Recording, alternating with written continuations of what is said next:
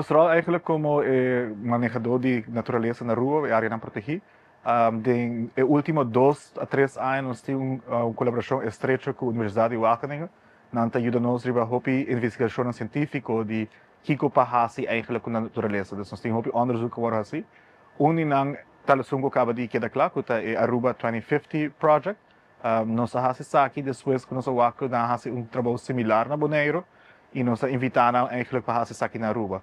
Para nós é importante para nós ter tipo de documento na assina aqui para ter melhor vista riba natureza eigenlijk em termino largo, dus para não somente cortico 5 anos, não. Kiko tal qual que fazer na termino largo onde você vai. Então, estudo que agora combinação dor de Universidade de Wageningen mesmo, das não a fazer aqui. É estudo que nunca nós não ia fazer na Aruba, é na fazer de uma maneira participativa também, dus na visitar ongeveer 800 casas para fazer survey, na sinta com diferentes stakeholders, dus é a ideia de ter bottom-up approach de que a comunidade pensa que o futuro de Aruba está. Nota especificamente natureza Aruba Soso, é com natureza agora incorporada em todo outro setor, entre outro turismo, entre outro agricultura, mas também áreas não urbanizadas, com os três natureza de nas diferentes cidades na Aruba. Nós temos diferentes aplicações que nós por fazer. Temos por fazer Miami, temos tomar tempo, por exemplo, nós quer fazer, no caso aqui, reforestation, of restaurar um sistema ecológico, né?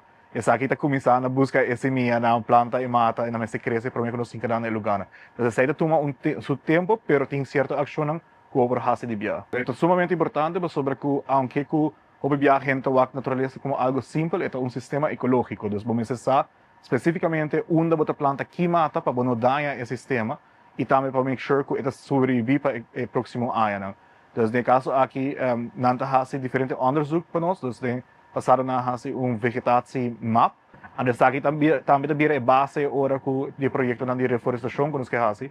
Para não vai plantar mata de fout, de área não fout. A Universidade de Wageningen, para o último ano, eigenlijk, desde 2017, já acaba a chegar de trabalhar com Aruba. No caso aqui na Spans Laguna, já faz projeto. E Nanta é mais conhecido também na área de conservação da natureza. E é bom partner nós estamos aqui para seguir também no futuro.